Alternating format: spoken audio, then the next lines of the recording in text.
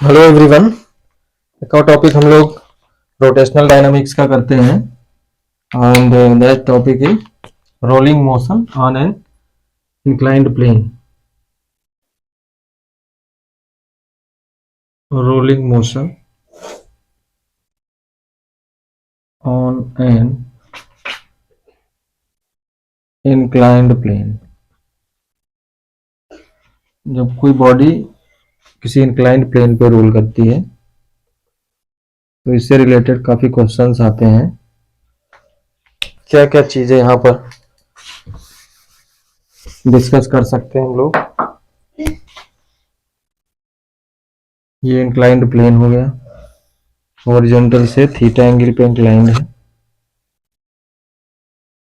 और इसके ऊपर कोई बॉडी, मान लेते हैं इंक्लाइंड प्लेन की जो हाइट है वो h है और इस इंक्लाइंड प्लेन की अपनी जो लेंथ है वो s है। इसके ऊपर कोई बॉडी यहाँ से फ्रीली ड्रॉप की जाती है। इनिशियली रेस्ट से इसको यहाँ से छोड़ा जाता है। It can be cylinder, it can be disc, it can be ring, it can be sphere, कुछ भी हो सकता है। ये प्योर रोलिंग करती हुई इसके ऊपर आ रही है और दोनों सरफेसेस के बीच, इस रोलिंग बॉडी और इस इंक्लाइंड सरफेस के बीच जो कोफिशिएंट ऑफ फ्रिक्शन है वो म्यू है, उसको म्यू ले लिया हमने और इसकी अपनी रेडियस को हमने कैपिटल आर और इसके मास को एम कह दिया। तो ये सरफेस जो है इस पे एक नॉर्मल रिएक्शन अप्लाई करेगी, दैट इज एन, और इसका जो वेट है एम जी वो डाउनवर्ड काम करेगा। वेट का एक component M G cos theta normal to the surface and this component weight का M ji sine theta along the inclined plane. तो सारे फोर्सेस को हमने इस पे एक्सप्लेन कर दिया। एक तो वेट काम करेगा, एक नॉर्मल रिएक्शन काम करेगा, दो फोर्सेस पे ये काम कर रहा है, और थर्ड फोर्स इस पे एक फ्रिक्शन काम करेगा। अगर प्योर रोलिंग मोशन हो रहा है तो स्टैटिक फ्रिक्शन काम कर रहा होगा।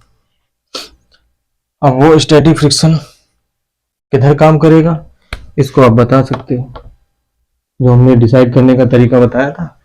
तो अगर आप डिसाइड करोगे तो ये फ्रिक्शन इस तरफ काम करेगा, बैकवर्ड डायरेक्शन में एफ। ये स्टैटिक फ्रिक्शन होगा, इसकी मैक्सिमम वैल्यू जो होती है वो म्यू इंटू एन होगी। अगर ये रोल करते हुए आ रहा है तो रोल सेंटर के अबाउट अगर ये रोटेट हो रहा है तो ये सारे फोर्सेस देखिए सेंटर से पास हो रहे हैं, ये कोई भी टॉर्क प्रोड्यूस नहीं करेंगे। तो अगर ये एंटी क्लॉकवाइज रोटेट हो रहा है, रोटेट करते हुए आ रहा है, तो कोई ना कोई फोर्स को रोटेट करा रहा होगा, टॉर्क प्रोड्यूस कर रहा होगा, दैट इज फ्रिक्शन फोर्स। और फ्रिक्शन फोर्स इधर लगेगा तभी इधर ये रोटेट होगा, इधर ले लेंगे तो रोटेशन उधर को हो जाएगा। तो ऐसे भी डिसाइड कर सकते हैं। अदरवाइज हमने बताया था के square is greater than r x less than r x. यहाँ एक्स की वैल्यू 0 है, यहाँ पर के स्क्वायर को कंपेयर करके उससे हम निकाल सकते हैं किधर फ्रिक्शन की डायरेक्शन होगी, दैट इज अदर थिंग। तो हमने सारे फोर्सेस पे दिखा दिए। फ्रिक्शन फोर्स अपवर्ड डायरेक्शन में एम जी साइन थीटा, दो वेट के दो component M G cos theta m जी साइन थीटा। जो नॉर्मल कंपोनेंट है वो एम जी साइन थीटा एम जी कॉस थीटा, वो नॉर्मल रिएक्शन को बैलेंस कर लेगा, that is m ji cos theta. और जो इधर ये रोल करते हुए बॉडी आ रही है, मान लेते हैं ये ए एक्सीलरेशन से डाउनवर्ड डायरेक्शन में ये मूव कर रही है। डाउनवर्ड डायरेक्शन में नेट फोर्स हमें देखें तो कितना है, एम जी साइन थीटा, और चूंकि ये अपवर्ड डायरेक्शन में इसको माइनस कर दिया तो net force in this direction is this. तो net force is equal to कितना होता है, मास इनटू एक्सीलरेशन। ये एक हमारी ट्रांसलेशन मोशन की इक्वेशन होगी और एक इक्वेशन होगी अपनी रोटेशनल मोशन की। Tau is equals to I alpha.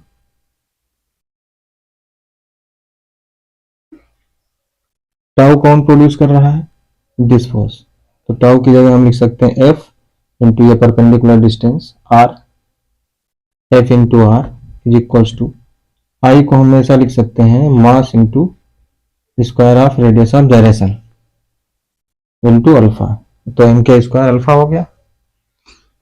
इस इक्वेशन को अगर हम फिर से लिखें, अब चूंकि प्योर रोलिंग हो रही है तो यहाँ पर कंस्ट्रेंट क्या होगा?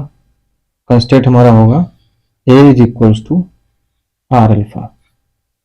हमें मास दिया है, रेडियस दी हुई है, इंक्लिनेशन एंगल थीटा दिया हुआ है। इन्हीं सभी के टर्म में मास, रेडियस, इंक्लिनेशन, इन सब के टर्म में हमें चीजें फाइंड आउट करनी है। चीजें क्या है? एक्सीलरेशन है, कितना डिस्प्लेसमेंट होगा, यही सभी के टर्म में कितनी हाइट, ये कितनी स्पीड से यहाँ पहुंचेगा, कितना टाइम लगाएगा, बहुत सारी चीजें हैं। मोमेंटम क्या होगा, एनर्जी क्या होगी, एक्सेट्रा, टोटल एनर्जी क्या होगी, ये सारे पैरामीटर हम फाइंड आउट करेंगे। तो यहाँ पर अल्फा हमने इसका एंगुलर एक्सीलरेशन लिया हुआ है, ये ऐसे रोटेट भी कर रहा है, तो एंगुलर एक्सीलरेशन अल्फा है और ट्रांसलेशनल एक्सीलरेशन ए है। तो ए, अल्फा और फ्रिक्शन, ये सारी चीजें हमें इन्हीं टर्म पे चाहिए। तो हमारे पास दो इक्वेशन थी, एक ट्रांसलेशन, एक रोटेशनल। थर्ड इक्वेशन कहाँ से आ गई? कंस्ट्रेंट से। कंस्ट्रेंट क्या है? पेयर रोलिंग मोशन में A is equals to R alpha होगा। तो ये वैल्यू हम यहाँ पर भी रख सकते हैं, तो हमारा ये बन जाएगा एफ की वैल्यू यहाँ पुट कर दीजिए, ए की वैल्यू यहाँ पुट कर दीजिए। तो ये फर्स्ट इक्वेशन थी, this is second equation, this is third equation. Second third से यहाँ वैल्यू पुट करेंगे तो बन जाएगा आपका m ji sine theta is equals to m, इस एफ को इधर ले जाएंगे प्लस हो जाएगा, और एफ की वैल्यू क्या रखनी है हमें यहाँ से एफ निकाल सकते हैं एम के स्क्वायर अल्फा बाई आर। तो इसको लिख सकते हैं हम लोग एम के स्क्वायर अल्फा बाई आर। ये एफ इधर ले गए, प्लस हो गया, और एफ की वैल्यू यहां से निकाली एम के स्क्वायर अल्फा बाई आर, ये आ गया, plus M A, M into A की वैल्यू क्या रखनी है? R alpha, R alpha. तो यहां से देखिए एम आर अल्फा अगर हम कॉमन ले लें तो यहां पर बचेगा 1 plus k square by r square, और ये एम से एम कैंसिल आउट, और आर अल्फा को क्या लिख सकते हैं? ए। तो that becomes a 1 plus k square by r square, this is g sine theta. अब इस वैल्यू को हम एक कांस्टेंट, नया कांस्टेंट एज्यूम कर लेंगे फॉर फार्मूले सिंप्लिसिटी ऑफ फार्मूला। तो इस वैल्यू को हम कर देंगे c इज इक्वल्स टू, आगे लिखते हैं इसको, यहां से a आ जाएगा अपना acceleration is equals to g sine theta upon 1 plus k square by r square. इसको हमने लिखा g sine theta upon 1 plus c. इस पूरी वैल्यू को हमने c कह दिया। यहाँ पर c क्या है? c is equals to k square by r square, this. तो हमारा एक सिंपल फार्मूला आ गया एक्सीलरेशन का, g sine theta upon 1 plus c. अब ये c जो है, ये वैल्यू हर बॉडी के लिए अलग अलग होगी। c को हम के स्क्वायर बाई आर स्क्वायर निकाल सकते हैं। तो c का सिंपल याद रखने का तरीका ये है कि अगर हमें मोमेंट ऑफ इनर्शिया पता है, मोमेंट ऑफ इनर्शिया अगर पता है हर बॉडी का, तो मोमेंट ऑफ इनर्शिया के एक्सप्रेशन में, उसके फार्मूले में जो भी कांस्टेंट रहता है वही c होगा। जैसे हम रिंग का लिखें, रिंग का क्या होता है? M r square. M r square में कोफिशिएंट क्या है? 1, तो c की वैल्यू 1 हो गई। डिस्क के लिए हाफ एम आर स्क्वायर होता है उसके एक्सिस के अबाउट, तो हाफ हो गया c। सॉलिड स्फीयर है तो उसमें 2/5 mr² होता है, mr² को गायब कर दिया, जो भी कोफिशिएंट है वो 2/5 है, तो c 2/5 हो गया स्फीयर के लिए, सॉलिड स्फीयर के लिए। ऐसे ही हॉलो स्फीयर के लिए मोमेंट ऑफ इनर्शिया का फार्मूला 2/3 mr² होता है, तो यहाँ पर c की वैल्यू 2/3 उसके लिए हो जाएगी। तो ये c की वैल्यू याद रखने का सिंपल तरीका हो गया। ठीक है, तो g sin theta by 1 + c ये हमारा एक्सीलरेशन होगा। कितने एक्सीलरेशन से ये प्योर रोलिंग करते हुए डाउनवर्ड डायरेक्शन में आएगी। फ्रिक्शन कितना होगा वो यहां से बता सकते हैं। Friction is equals to m² alpha, और अल्फा को मैं लिख सकता हूं यहां से a/r, और नीचे क्या है, ये r नीचे जाएगा तो mk²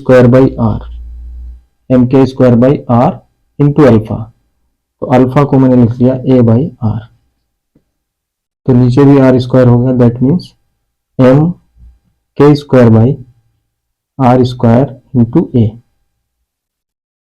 k² को हम ऑलरेडी c मान चुके हैं, तो ये हो जाएगा m दैट इज c, और a को लिख दिया ऐसे ही g sin theta upon 1 + c, तो इसको हम ऐसे लिख सकते हैं c अपॉन 1 + c।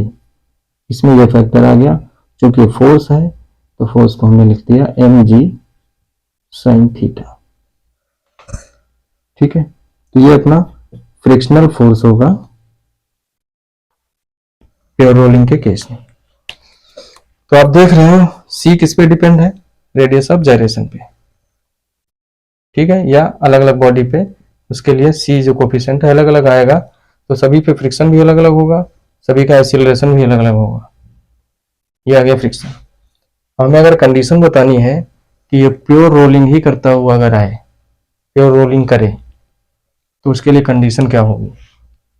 उसके लिए कंडीशन ये है, इस पे आप कंडीशन इंपोज कर दीजिए, क्योंकि इसकी मैक्सिमम वैल्यू हम जानते हैं, तो f इज लेस देन और equals to mu into n। m की वैल्यू mg cos थीटा अगर हम रख दें तो f is less than equals to mu mg cos theta.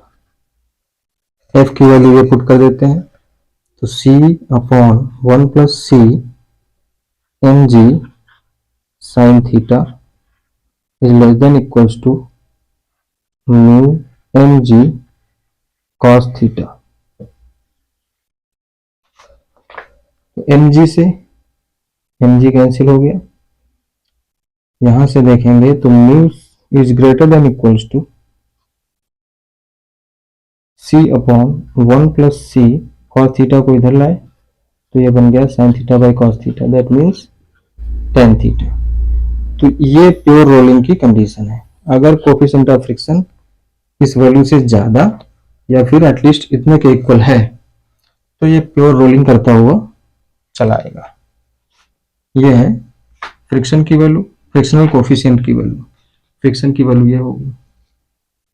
ठीक है, अगर फ्रिक्शन को देखें हम, फ्रिक्शनल कोफिशिएंट को, ये वैल्यू अगर इससे कम है, अगर ये वैल्यू इससे कम हो जाए तो क्या होगा, तो ये प्योर रोलिंग नहीं करेगा। फ्रिक्शनल कोफिशिएंट या तो इसके इक्वल हो या फिर इससे ज्यादा हो, तब तो ये प्योर रोलिंग करता हुआ आएगा। लेकिन अगर फ्रिक्शनल कोफिशिएंट की वैल्यू इस वैल्यू से कम हो गई तो ये रोल भी करेगा, स्लाइड भी करेगा, प्योर रोलिंग नहीं होगी। रोलिंग विद स्लाइडिंग या स्लाइडिंग विद रोलिंग अगर इससे कम हो गई। अब फ्रिक्शन हम जानते हैं, फ्रिक्शनल कोफिशिएंट की वैल्यू या तो 0 हो सकती है या 0 से बड़ी हो सकती है। तो हम अगर frictional coefficient greater than 0 and less than this ले value c by 1 + c into tan theta. अगर फ्रिक्शनल कोफिशिएंट की वैल्यू इससे कम है और 0 से बड़ी है तो प्योर रोलिंग नहीं होगी। अब यहां पर क्या होगा, रोलिंग विद स्लाइडिंग, स्लाइडिंग भी होगी और रोलिंग होगी, दोनों साथ स्लिप भी कर रहा होगा और रोल भी कर रहा होगा, दोनों मोशन साथ साथ होंगे अगर फ्रिक्शनल कोफिशिएंट कुछ वैल्यू है बट इससे कम है। कुछ वैल्यू है मतलब 0 से बड़ा है, पॉजिटिव वैल्यू होती है फ्रिक्शनल कोफिशिएंट, और इससे लेकिन छोटा है, तो ये केस होगा। अगर ग्रेटर देन इक्वल्स टू ये है तो प्योर रोलिंग होगी विदाउट स्लाइडिंग। ये क्या है? Pure rolling. ये प्योर रोलिंग की कंडीशन है। अब ये प्योर रोलिंग की कंडीशन अलग अलग बॉडी के लिए अलग अलग होगी, क्योंकि सी की वैल्यू सबके लिए अलग अलग है, थीटा तो सेम है, सेम इंक्लाइंड प्लेन है। तो ये हमारा प्योर रोलिंग का कंडीशन है विदाउट स्लाइडिंग। प्योर रोलिंग कहने का मतलब ये है विदाउट स्लाइडिंग, ठीक है। अब अगर ऐसा केस है तो रोलिंग विद स्लाइडिंग होगी। अगर म्यू 0 हो जाए, स्मूथ सरफेस हो जाए, फ्रिक्शन है ही नहीं, तो जब फ्रिक्शन है ही नहीं इसको रोटेट कौन करा पाएगा? कोई फोर्स ऐसा है ही नहीं जो टॉर्क प्रोड्यूस करे, तो इसका मतलब है ये स्लाइड करता हुआ आएगा, तो उस समय प्योर स्लाइडिंग होगी विदाउट रोलिंग, प्योर स्लाइडिंग। ये स्लाइड करता हुआ चलाएगा, रोटेट नहीं करेगा। तो ये हमारी मूव के लिए अलग अलग कंडीशंस हो गई। और अगर मूव 0 है तो ये फ्रिक्शन तो 0 हो गया, इस क्वेश्चन में देखिए फ्रिक्शन तो 0 हो गया, तो इस समय जो एक्सीलरेशन आएगा मास कैंसिल कितना आएगा? जी साइन थीटा। तो इस केस में ए की वैल्यू क्या होगी? ए की वैल्यू होगी जी साइन थीटा, क्योंकि ये अपोजिंग फ्रिक्शन 0 हो जाएगा। अपोजिंग फोर्स अगर 0 हो गया तो इस समय मैक्सिमम एक्सीलरेशन होगा, और इसी को हम कहते हैं मैक्स। तो मैक्सिमम कितने एक्सीलरेशन से ये चल सकता है? जी साइन थीटा से, और वो भी कब? जब फ्रिक्शन 0 हो। तो ये मैक्सिमम कंडीशन है। और ये जो एक्सीलरेशन है ये मिनिमम कंडीशन है। क्यों? क्योंकि उस समय एफ की मैक्सिमम वैल्यू थी जो हमने यहां पर पुट किया। देखो ये जो पुट किया है इससे हम लोगों ने निकाला था ये वैल्यू। ओके, तो जो एफ की वैल्यू हम लोग म्यू एम जी पुट करते हैं तो ये ए की वैल्यू आती है। और फ्रिक्शनल फोर्स की मैक्सिमम वैल्यू कितनी होती है? लिमिटिंग वैल्यू, और वो limiting value mu into normal reaction mu M G. तब जो हमने सॉल्व किया है तो ये है। तो जब एफ मैक्सिमम होगा तो एक्सीलरेशन क्या होगा? मिनिमम होगा, क्योंकि एम जी थीटा ये तो चेंज नहीं हो रहा है, एम भी नहीं चेंज हो रहा है, तो एक्सीलरेशन एफ पे डिपेंड करेगा, स्टैटिक फ्रिक्शन पे। अगर ये 0 है तो मैक्सिमम का एक्सीलरेशन होगा, अगर ये मैक्सिमम वैल्यू पे है, मैक्सिमम फ्रिक्शन काम कर रहा है, तो एक्सीलरेशन मिनिमम होगा, कम से कम लगेगा, क्योंकि ये नेट फोर्स कम हो जाएगा। दैट मीन्स ये हमारा मिनिमम है, इसको हम मिनिमम कह सकते हैं, और ये मैक्सिमम है। इसका मतलब है एक्सीलरेशन की वैल्यू इन्हीं दो वैल्यू के बीच में लाई करेगी। अगर मिनिमम है तो प्योर रोलिंग, अगर मैक्सिमम है तो प्योर स्लाइडिंग, और अगर इनके बीच में है तो रोलिंग विद स्लाइडिंग। तो यहां पर इस कंडीशन में एक्सीलरेशन कहां लाई करेगा? इन दोनों के बीच में। That means A is greater than किसके? G sine theta upon 1 plus C, and less than होगा जी साइन थीटा। एक्सीलरेशन इन दोनों वैल्यू के बीच में लाई करेगा। अगर इन दोनों बीच में लाई कर रहा है तो वाइस वर्सा ये भी कह सकते हैं, ये अगर इस दो वैल्यू के बीच में है तो रोलिंग विद स्लाइडिंग होगा, और अगर ए इसके बराबर है तो स्लाइडिंग होगी प्योर, और अगर ए की वैल्यू मिनिमम है जी साइन दिस तो प्योर रोलिंग होगी। ठीक है, ये मिनिमम है और ये मैक्सिमम है। अच्छा जी, इससे मिनिमम नहीं जा सकता, इससे मैक्सिमम नहीं। तो ये हमारे सारे केसेस में हो गए।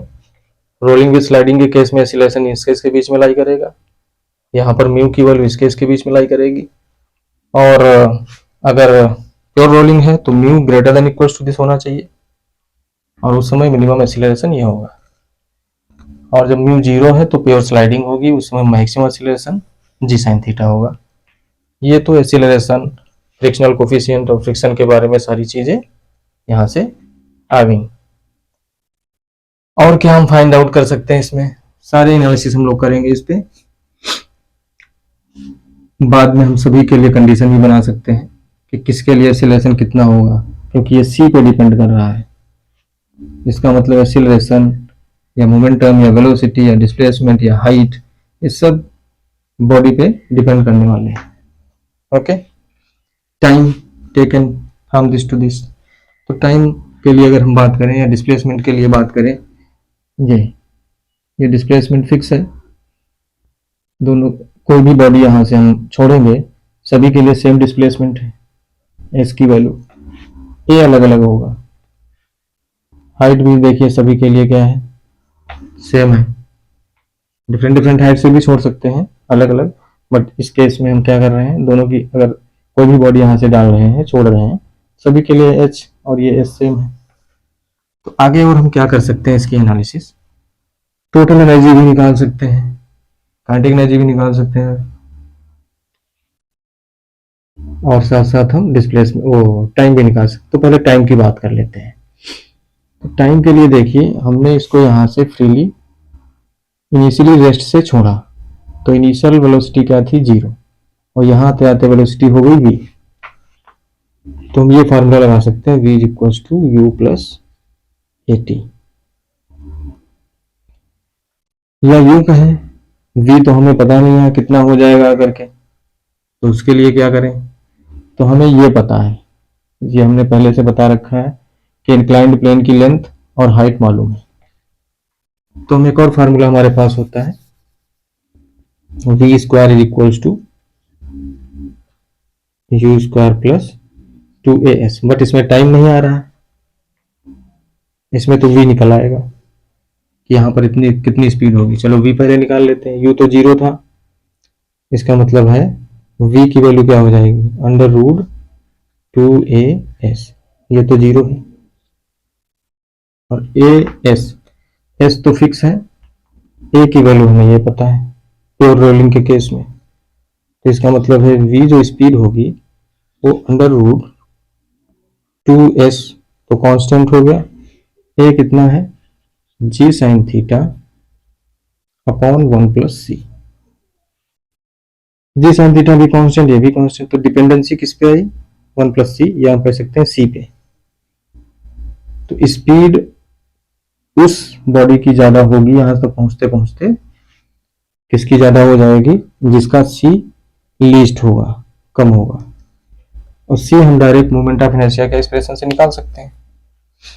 जैसे हम अगर रिंग की बात करें, सी की वैल्यू 1, और डिस्क की बात करें तो सी की वैल्यू 1/2। तो रिंग और डिस्क को अगर कंपेयर करें तो डिस्क में वैल्यू कम है सी की, तो डेनोमिनेटर कम हो गया, इसका मतलब ये वैल्यू इंक्रीज करेंगे। तो डिस्क ज्यादा स्पीड से यहां पहुंचेगी, रिंग कम स्पीड से पहुंचेगी। ऐसे ही सभी के लिए कंपेयर कर सकते हो सी के कंपैरिजन से। तो ये हम तो स्पीड से फाइंड आउट कर सकते हैं। टाइम के लिए s is equals to u t plus half a t square apply कर सकते हैं हम लोग। तो u तो 0 था, इनिशियली रेस्ट से छोड़ा था, तो यहां से हमारा t की जो वैल्यू आएगी वो अंडर रूट 2s अपॉन ए। 2s तो फिक्स है, a से डिवाइड कर देंगे, a से डिवाइड करेंगे, प्योर रोलिंग का केस लेके चल रहे हैं हम लोग, तो ये हो जाएगा, इससे जब डिवाइड करेंगे तो 1 प्लस सी ऊपर आ जाएगा, यहाँ जी साइन थीटा 1 प्लस सी ऊपर, तो ये हो जाएगा 2s अपॉन जी साइन थीटा, ये तो क्वांटिटी फिक्स हो गई, bracket 1 plus C. Inclined plane theta angle fix है, एस इंक्लाइंड प्लेन की लेंथ फिक्स है, तो सी पर फिर डिपेंडेंसी आई। तो टाइम किसको ज्यादा लगेगा, जिसका सी ज्यादा होगा, किसको कम लगेगा, जिसका सी कम होगा। तो अगर यहाँ रिंग और डिस्क की बात करें, रिंग के लिए सी की वैल्यू 1 है, डिस्क के लिए 1/2 है, तो रिंग का ज्यादा है सी, इसका मतलब टाइम जो है रिंग ज्यादा लेगी यहां से यहां तक पहुंचने में, और डिस्क जो है कम टाइम लेगी। ऐसे ही सारी बॉडीज का सी कंपेयर करके हम टाइम बता सकते हैं रिलेटिवली किसको ज्यादा या कम लगेगा। फिर टाइम हो गया, स्पीड हो गई। स्पीड की बात हो गई तो मोमेंटम भी निकाल सकते हैं हम लोग। E is equals to M V, बस मास को मल्टीप्लाई कर देना है इससे, तो मास तो कांस्टेंट है, तो डिपेंडेंसी फाइनली किस पे आएगी, सी पे ही आएगी। जो डिपेंडेंसी वी की थी वही पी की होगी। काइनेटिक एनर्जी के निकाल सकते हैं, फाइनल एनर्जी कितनी बनेगी kinetic energy, half M V square. इसको स्क्वायर कर दो, हटा दो, फिर भी डिपेंडेंसी वही इनवर्सली प्रोपोर्शनल टू सी आएगा काइनेटिक एनर्जी। तो जिसका सी ज़्यादा होगा उसकी काइनेटिक एनर्जी कम होगी। Kinetic energy, momentum, time, velocity, acceleration, friction, सारे केसेस सारे हो गए। कहाँ से कहाँ तक क्या क्या बनेगा वो सारे लगभग हो गए। और ये अपनी प्योर रोलिंग की कंडीशन याद रखनी। जैसे हम अगर डिस्क की बात करें तो डिस्क के लिए C1 है, तो यहाँ 2 हो जाएगा, 1/2 tan थीटा आ जाएगा। अगर हम नहीं डिस्क की बात करें तो C1/2 है, 1/2 नीचे 1 + 1/2 तो 3/2 आ जाएगा, 2 2 कैंसिल हो गया, ये 1/3 tan थीटा आ जाएगा। रिंग के लिए 1/2 tan थीटा आएगा, सिलेंडर के लिए भी 1/3 tan थीटा आ जाएगा। हॉलो स्फीयर के लिए कहें तो यहाँ 2/3 रखेंगे, यहाँ भी 2/3, तो ये 5/3 हो जाएगा। 2/3 3 कैंसिल होकर के 2/5 आ जाएगा। 2/5 tan थीटा किसकी कंडीशन बन जाएगी, प्योर रोलिंग की। किसके लिए, हॉलो स्फीयर के लिए। ऐसे ही सॉलिड के लिए निकालना है तो 2/5 रख दीजिए। तो कुछ ऐसे एक्सप्रेशंस हैं तो बड़े इंपॉर्टेंट हैं, इनको अगर हम याद रखें तो क्वेश्चन बड़ी आसानी से फटाफट होते हैं। ये फार्मूला हमें याद रखना चाहिए, और ये फार्मूला, ये 3 फार्मूले एटलीस्ट याद रखने चाहिए। बाकी तो इसी से रिलेटेड है, अपने आप आ जाएंगे, फिर तो सिंपल चीजें हो जाती। ठीक है, तो मोमेंटम की भी बात हो गई, काइनेटिक एनर्जी की भी बात हो गई। हाइट के टर्म में भी ये फार्मूले लिखे जा सकते हैं, क्योंकि यहाँ देखो अगर H/S करो, H/S is equals to sine theta आएगा, H इज इक्वल्स टू क्या बन जाएगा, S साइन थीटा। तो जहां भी S साइन थीटा उसको H भी डाल सकते हैं। जैसे यहाँ S साइन थीटा है, इसको H भी लिख सकते हैं, तो 2GH/1 + C आ जाएगा। H के टर्म में अगर लिखना चाहें, हाइट के टर्म में, √2GH/1 + C। जहां भी हमें S साइन थीटा लिखेगा उसकी जगह हम H रिप्लेस कर सकते हैं किसी भी एक्सप्रेशन में। ठीक है, तो ये अपना H के टर्म में भी चीजें बनाई जा सकती हैं। अगर H दिया है, S नहीं दिया है, तो हम H/sin थीटा डाल सकते हैं S की जगह। अगर S दिया है तो H निकाल सकते हैं, एक भी इसमें से दिया है तो दूसरा निकाला जा सकता है, क्योंकि थीटा हमें पता है, इंक्लिनेशन एंगल। तो ये हमारा कुछ इसके बारे में rolling motion on a incline plane था, और इस पे बहुत सारे टाइप के क्वेश्चन बनते हैं, टाइम से रिलेटेड, स्पीड से रिलेटेड, फ्रिक्शनल, ये रोलिंग की कंडीशन से related, condition of pure rolling, acceleration कितना होगा, बार बार इस टॉपिक पे क्वेश्चन आते हैं।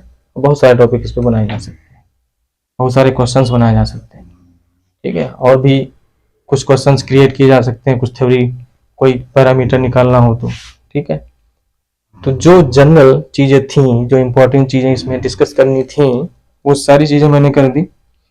बाकी इसमें से जितना आप याद रख सकें उतना अच्छा है। 2-3 फार्मूले अगर इसके, क्योंकि हम जानते हैं इधर फोर्स G sin थीटा होता है, इसको याद अगर करना है तो 1 + mg sin थीटा काम करता है। तो एक्सीलरेशन कितना हुआ, मास को हटा दीजिए आप, G sin थीटा बचा, G sin थीटा/1 + c। मतलब ये याद करने का तरीका है, ऐसा नहीं कि इतना ही फोर्स लग रहा है, F भी लग रहा है, बट फाइनली सॉल्व होके आता है। इधर की ओर G का कंपोनेंट क्या होगा, G sin थीटा, उसको 1 + c से डिवाइड कर दें तो इस तरफ हमारा एक्सीलरेशन आ जाएगा, प्योर रोलिंग के केस में, जो कि मिनिमम होता है।